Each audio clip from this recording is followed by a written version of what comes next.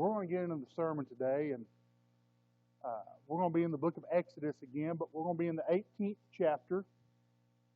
This is a sermon. Usually my sermons come to me, and I work on them for a long period of time, and it starts as a little thought, and you work a little bit on it, and you go away from it for a while, and then, maybe a few weeks, a few months, maybe even a year or two, you come back, you finally preach. Well, this is one where I was actually doing just a reading this week, and I was reading through the book of Exodus and going through it, and I heard this in this chapter, in chapter 18, and I went through it, and I really didn't hit a lot of pause, and God began to kind of work on me, and I went back and looked at it a little bit more and began to think about it a little bit more, and then slowly began to think, man, I believe God kind of wants me to preach on this a little bit, and I was like, well, I don't really understand why I would preach on this chapter. It's probably not a chapter that you'd preach just a whole bunch on, and there's probably not just a ton of sermons about this, but really and truly, I knew what I was supposed to do, and then as that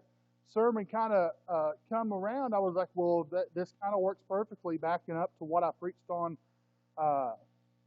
in the book of Exodus leading up to this, and to follow it up with this actually makes a lot of sense. So I believe God knows exactly what He's doing and how we got here. But the title of the message today is how to best do God's work. So we've talked about answering the calling, and we had been on that for a little while. But in the book of Exodus, I want to kind of give you a back story, kind of summarize just a little bit what's fixing to happen right here in chapter 18 is where we're going to be.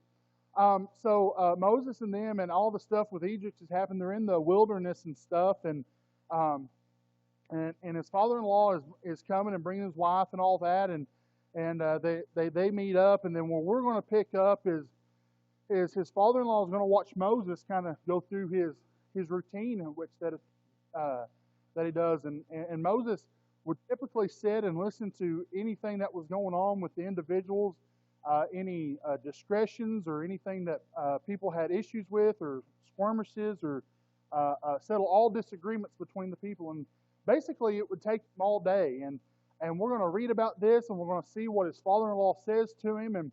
And I just think that it's really and truly a great thing for us to think about when we're going to do God's work, because there's some great lessons that I have found for myself in this, and what Moses' father-in-law tells him, and I believe in my heart that was ordained and known by God, and God sent his father-in-law there to see this, and then to see what was taking place, to then give him advice on how to best move forward.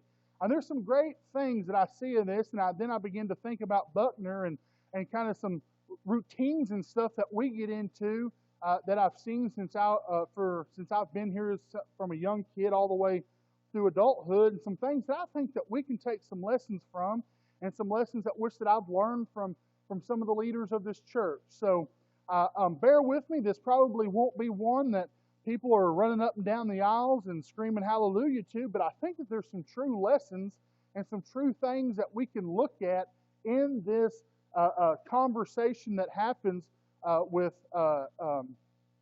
Jethro and Moses, and what that we can grow when we're doing God's work, I guess is the best way for me to put that.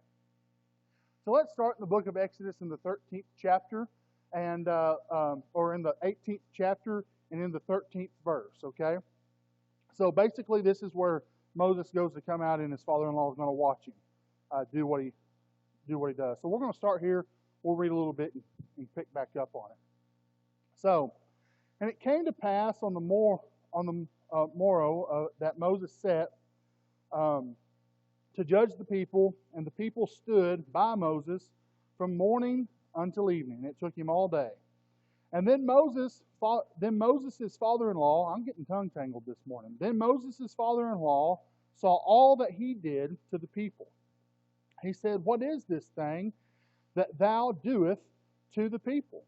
Why sittest thou thyself alone, and all the people stand by thee from morning until evening?" And Moses said unto his father-in-law, "Because the people come unto me and inquire of God. when they have a matter, they come unto me, and I judge between one and another, and I do make them known the statutes of God and his laws. And Moses' father-in-law said unto him, The thing that thou doest is not good. Now hold on to that real quick in verse 17. His father-in-law tells Moses that him sitting around judging these people, them coming to him, sitting all day, is not a good thing. That will surely wear away, both thou and his people that is with thee, for this thing is too heavy for thee. Thou art not able to perform unto thyself alone. Hearken now unto thy voice. I will give thee counsel, and God shall be with thee. Be thou for the people to God ward that thou mayest bring the cause unto God. And thou shalt teach them ordinances and laws, and thou shalt show them the way wherein they must walk, and the walk in the work that they must do. Moreover, thou shalt provide out of all the people able men, such as fear God, men of truth, hating, lost my spot here, and 21. All the people, able men, such as fear God, men of truth, hating controversy, and place such over them, to be rulers of thousands, and rulers of hundreds, and rulers of fifties, and rulers of tens. And then them judge the people at all seasons. And it shall be that every great matter they shall bring unto thee, but every small matter they shall judge, so they shall it be easier for thyself, and thou shalt bear the burden with thee. Would you bow your heads with me? Father God, we just come before you today, Lord, and we just thank you and we praise you so much for your word.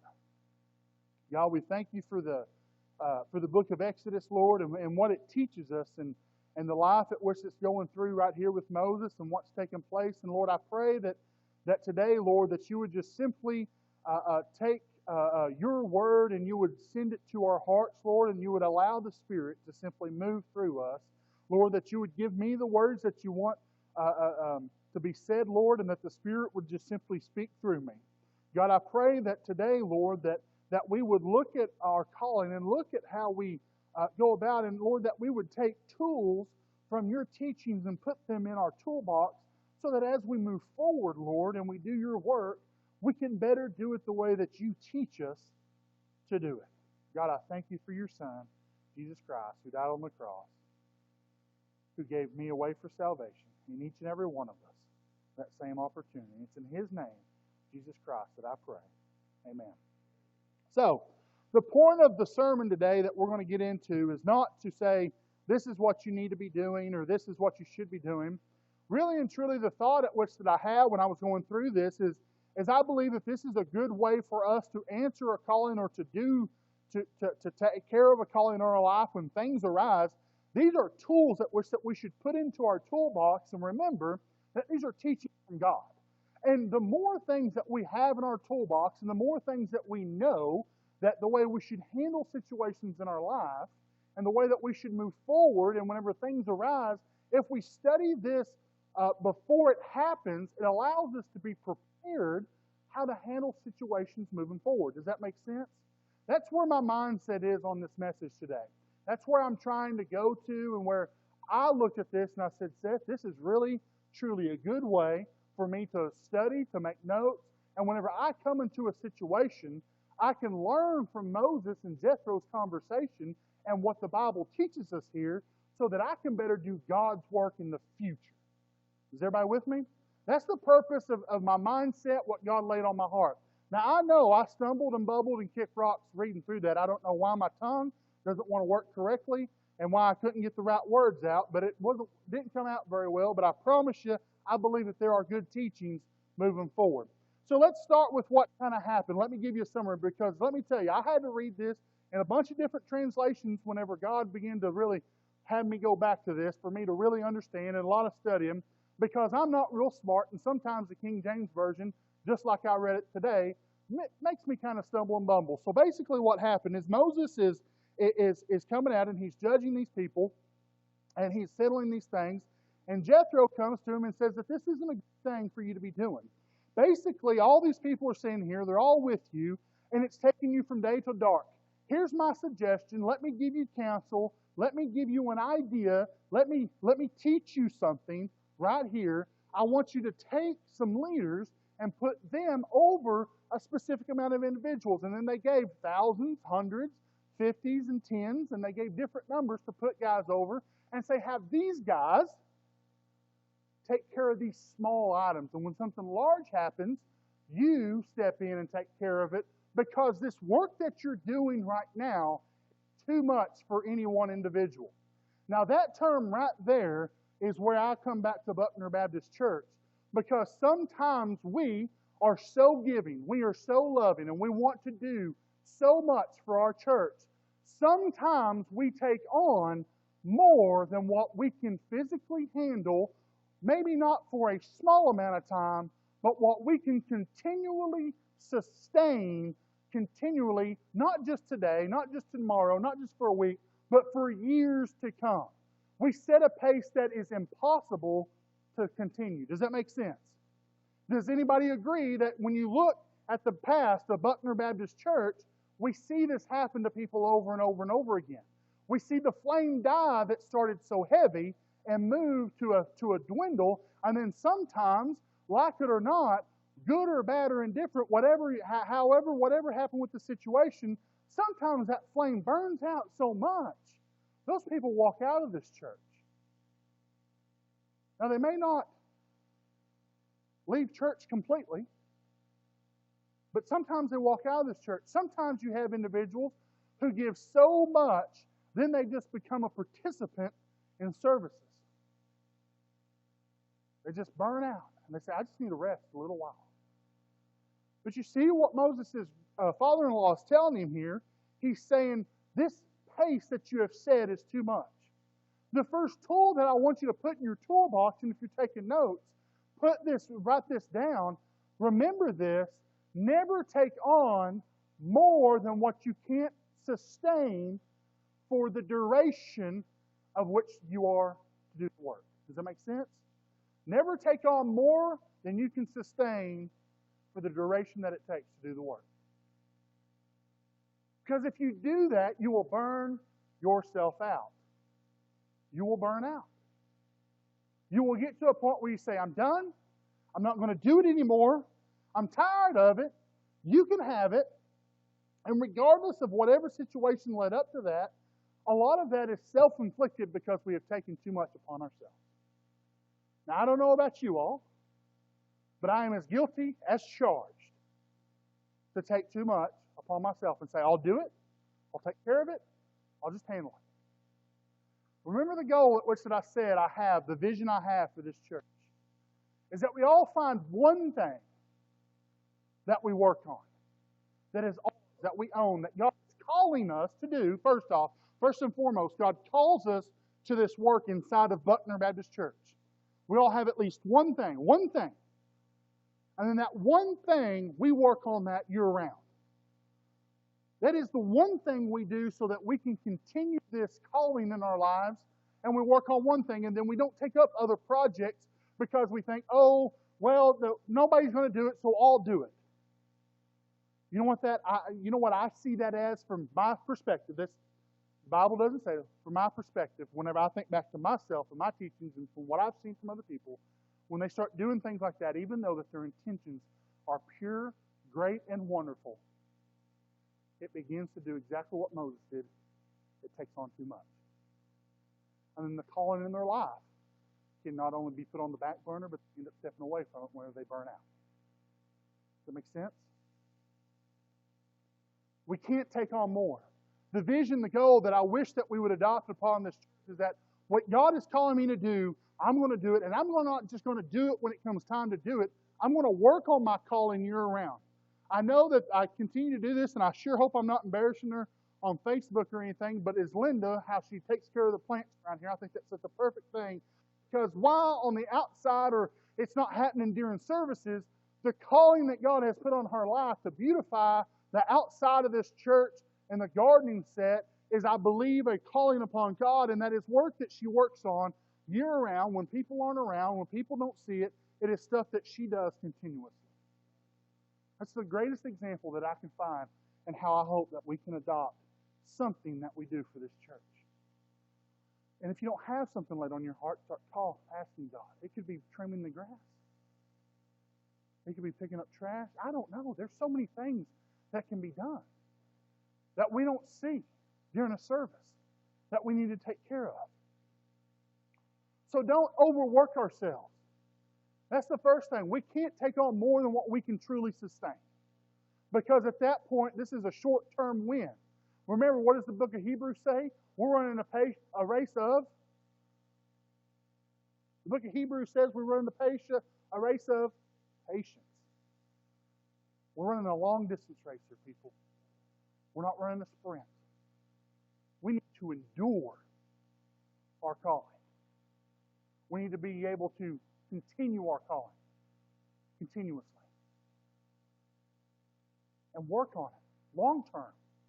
On the long-term goal, not the short-term. Okay? So that's what he says to him. I told you in verse 17. He says, Moses' father-in-law said unto him, the thing that thou doest is not good. It's not good when you're overworked like that.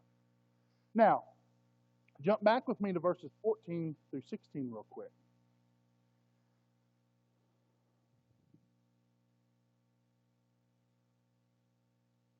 Now, here's something we can learn from Moses at this time. 14 through 16 is whenever his father-in-law starts talking to him. His father-in-law said, and he did the people, and he said, what is this that thou doest to the people? I'm telling you, I cannot get my tongue to communicate with my brain.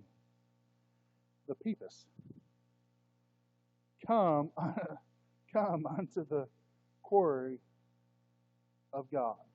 When they have the matter, they come unto me, and I judge between. And then he goes on in verse 17 and says, what you do is not good. So at this point, his father-in-law starts to question him. Now, I don't know about you all.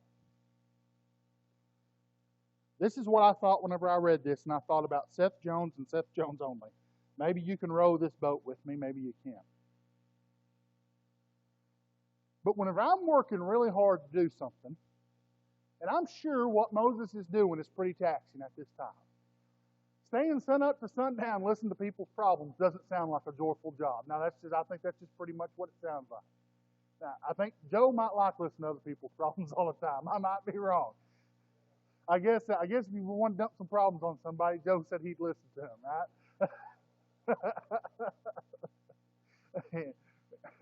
He might give you some suck it up counsel, right?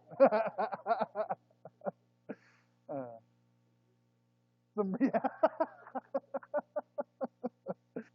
Oh. But his father-in-law questions what he's doing at this point. That's why I know he says a lot more when he gives his advice later. At this point in time, he questions what he's doing. Now, folks, I don't know about you all, but me, when I'm busting myself as hard as I can go, especially whenever I'm doing something, I had this conversation about Pee Wee basketball last night with somebody, especially at the rate that I'm getting paid to volunteer. And someone comes and wants to question how I'm doing things, especially whenever, in this case, they're an outsider.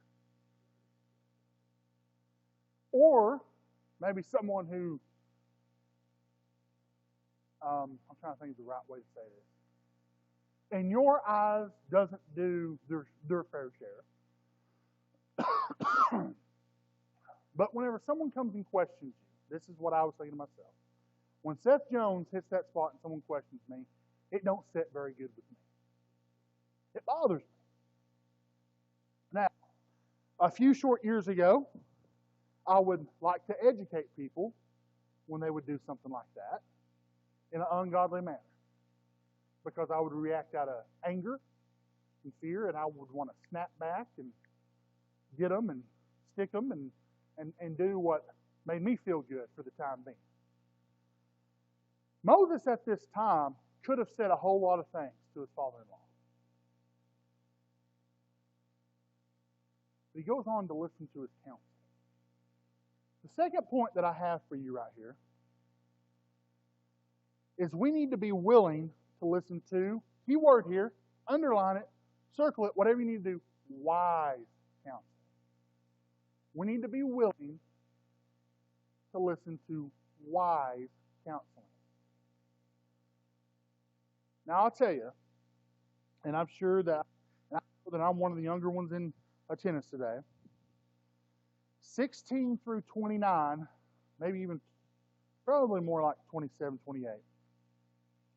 I can assure you, if my parents said the best way to do something, or the best way for me to walk to that door, would be to step off the steps here, go around that side, and come in and walk through the back doors that direction, I can assure you I'm probably going to go this way. I might jump off the stage, because that way I don't take the stairs. I'm going to go to the other side, and I might walk it backwards just to make sure that I do things the opposite way it was that my parents told me to.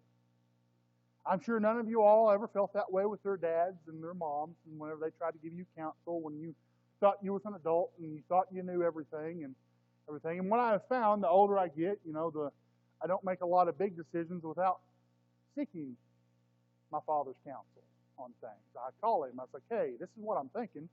What do you think about that? And usually he gives me some good ideas, and things have changed to the point in our relationship that whenever I call him and I ask that stuff, it's usually, hey, I think it's a great idea. Some things you might keep in mind is A, B, C, and D.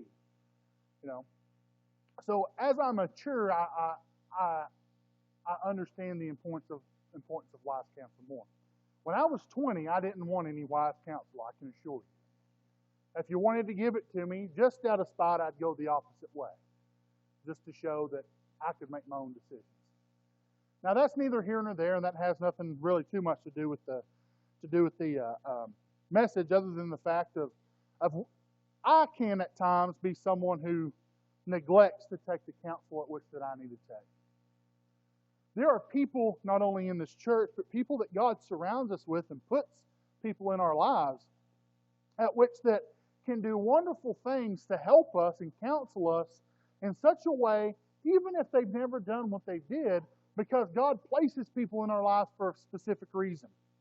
One of the greatest examples I can give you of this is whenever I was on my mission trip, there was a man by the name of Jeff Hoffner who led us, who ran the group that we were with. And everybody there knows that we were team ropers, preaching to people who enjoyed team roping. So we would teach young kids how to rope for free and let them rope cattle, and then with that, they would have to listen to skits and preaching about Jesus and songs about Jesus. That was the thing. You want free roping, you get a little God, okay? That was our carrot. That was how we did things. Well, Jeff Hogner was a roper, but he was not an accomplished roper as good as the kids that he hauled. He went out and got kids that were better ropers than he was. And we were 19, 20 years old, 18, some of them were even 16 and younger, but they were better ropers than he was. But I found out one time when we were sitting there and I was helping a kid rope, and he was a healer, I was a header, and I was helping a kid rope a dummy, and Jeff come by and give me a little piece of advice to help this one young man.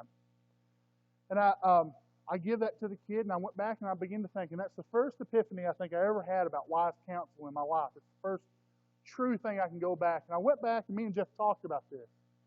I said, Jeff, how did you know to do that? And he said, well, Seth, first off, I was just walking by, and I just happened to see it. And he said, I just felt like God just told me to tell you this.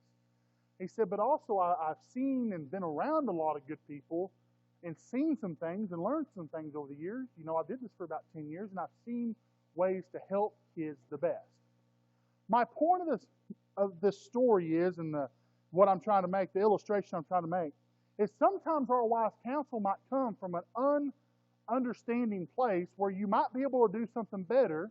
You might have more knowledge, it looks like, in that area, but God can place someone in your life to give you the right counsel at the right time and help you in that matter, even though from the outside looking in, you should have more of the answers than that person. Does that make sense? Wise counsel comes from God. And we need to be open to God's counsel. Now, I said, circle the key word wise, because when you're doing God's work, there's a lot of people that want to give you a lot of advice.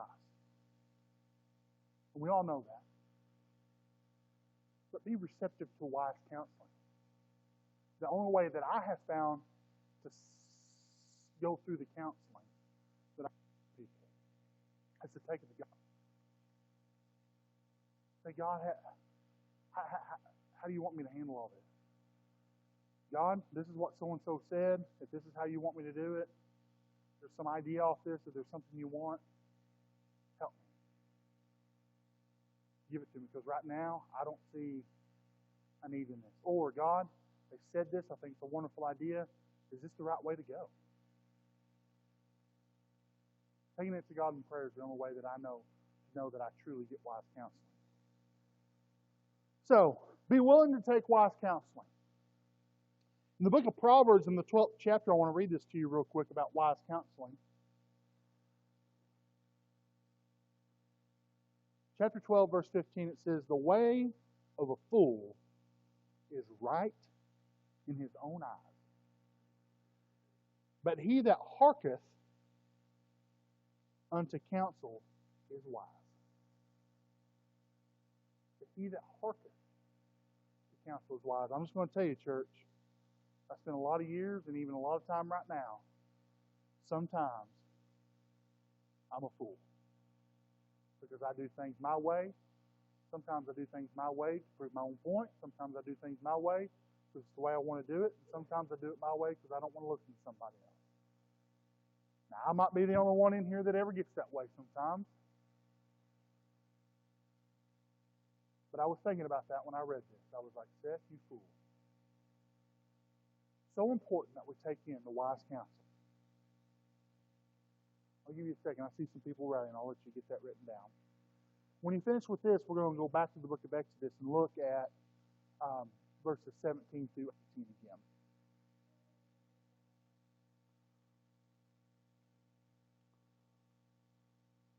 Verses 17 and 18, Moses' father-in-law, I've done read that. I told you to hold on to that one right there. It says, "And Moses' father-in-law said unto him, The thing that thou doest is not good. The thing that thou doest is not good. Thou wilt surely wear away both thou and this people that is with thee. For this thing is too heavy for thee, that thou art not able to perform it thyself alone." Now he goes on down here a little bit lower, and he tells him how to divide people up. And he tells them about how many to put in with one another, and so on and so forth. And I know that. But right here is him telling him that what he's doing is not good and that it's too much on him. So we drop on down here, and he tells him that you need to divide these people up. You need to put a good person in front of them, and that they need to be rulers of 1,000 in verse 21, and rulers of 100, and rulers of 50, and rulers of 10. So moreover, thou shalt provide out of all the people able men, such as fear God, men as truth, and put them in charge of people. Basically, what he's telling him to do is that he needs to delegate some of this work. Another tool that I want you to put in your toolbox, remember the last tool I gave you was listen to wise counsel. The third tool I want to give you today to put in your toolbox that we have is that we should remember that delegation is good. We should remember that delegation is good. That's essentially what Jethro was telling Moses at this point. Delegate some of your work out. We know why he told him to do that, because what he's doing is too much. How do we keep from burning out on what we're doing? We delegate. We find people willing to help small amounts of areas. And then we give that to them and allow them to move in that way, so that we can take some of the pressure off of us, so that we don't burn out in what we're doing. Does that make sense? I wrote this thinking about myself 110%. Because I personally, at times, if it's something I'm working on, sometimes I want to have my finger on every piece of the pie. Does that make sense? Man, I'm not just talking about church. I'm talking about work. I'm talking about everything in my life. At some times, when I forget how important it is to allow people to help me, sometimes whenever I'm trying to do something so bad, I'm wanting to make it so good, sometimes it's so weird. And I find this so strange because, the things that I want to do my best at for God or for whatever reason, I usually end up making more mistakes because I'm not relaxed enough to say I need to do things the right way. Does that make sense? Because I want to put my finger on every piece of it. I want every part of it to be my way. I want every little bit of it to go the way that I want it to go. And what are we learning here? That delegation can be good. Delegation can be good. Larry Mitchell is the one who first began to talk to me about this whenever we were sitting back there in his office and we were talking. I was like, Larry, I just don't know how to get all this stuff done. I don't know how to move forward. I don't know how we're going to get all this here and all this that. And I've got this going on here and that going on there. And he just let me finish. And if y'all remember Larry Mitchell, and if you ever talked to him very much,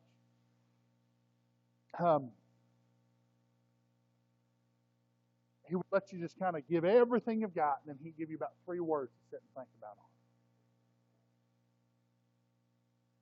And I just spilled my guts to him, stressed out, worried.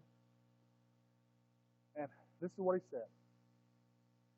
He said, Seth, a sign of a good leader is delegation.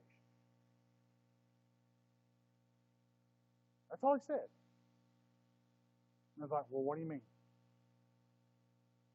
That's all he said. He said, sign of a good leader is delegation. I said, think about that. Think about that. And he's right. What I found, too, is just speaking from my own experience, whenever I begin to delegate things, and I'm not just talking about church work, I'm talking about all sorts of stuff. And by delegation, we all understand the fact that we're talking about doing our part while asking others to help, not I'm going to be the guy sitting up here and bring everything to me and I'll tell you how to. We all understand good delegation, not bad delegation.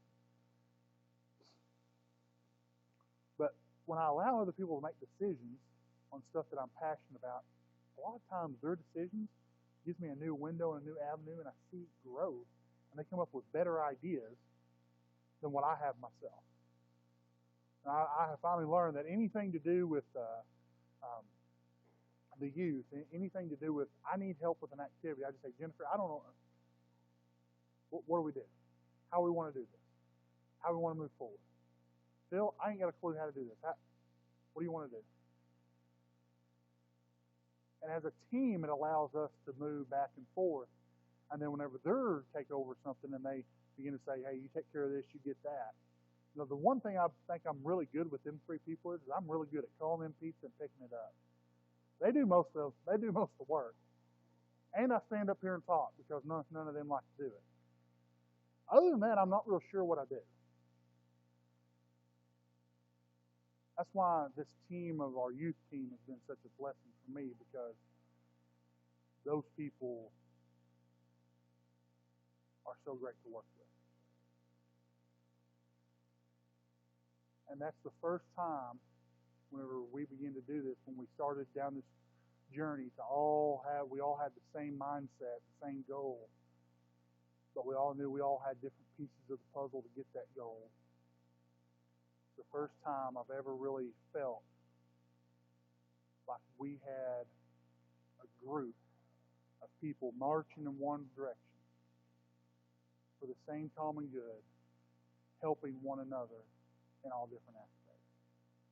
And whenever you get that feeling, it's something you never want to lose.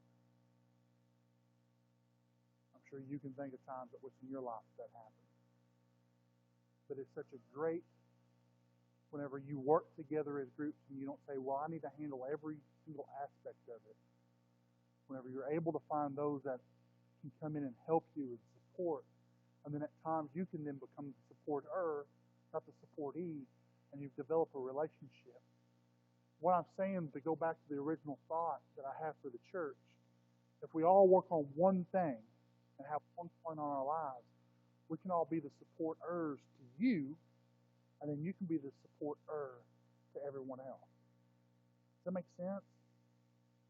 So that we as a church can grow and use these tools so that we're not afraid to say, hey, I need help in this area. One, so that the church doesn't have somebody burn out, but two, so that we can continue to grow in the way that we do things, because we all have different ideas that God has given us, different experiences that can help us in different ways. Does that make sense? These are just tools I want you to put in your toolbox to have moving forward. We're going to have a verse of invitation song here in just a second. And like I said, I said this from the beginning. I know that this probably isn't a sermon that's going to get people running up and down the aisles and screaming hallelujah, but I do believe that the teachings of Jethro and Moses here that's in the book of Exodus are important for us doing God's work moving forward. My whole goal, my whole hope is that you all take the lessons from the story. I've got one more point I'll make before we finish up as we start to get a verse of invitation song ready.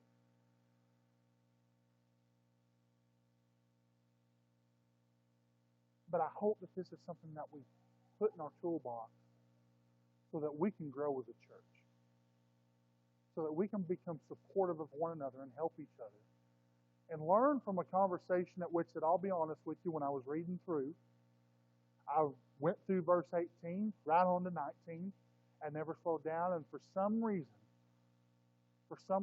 that conversation of Jethro kind of began to develop a thought in my head. And I had to go back and read it again, and again, and again. And I thought to myself, Seth, these are some tools you really need.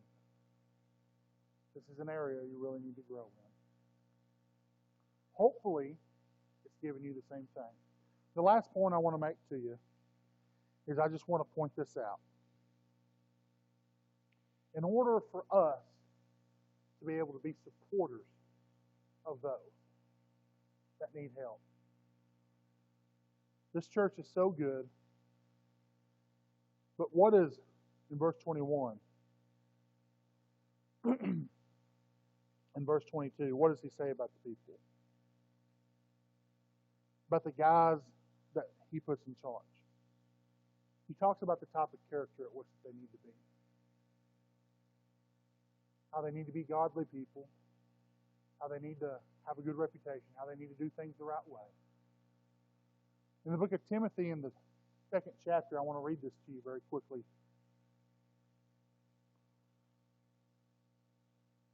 2nd chapter in 2 Timothy. And the thing you have heard, and this is NIV, the thing you have heard me say in the presence of many witnesses is entrust to reliable people who will also be qualified to teach others. Entrust into reliable people.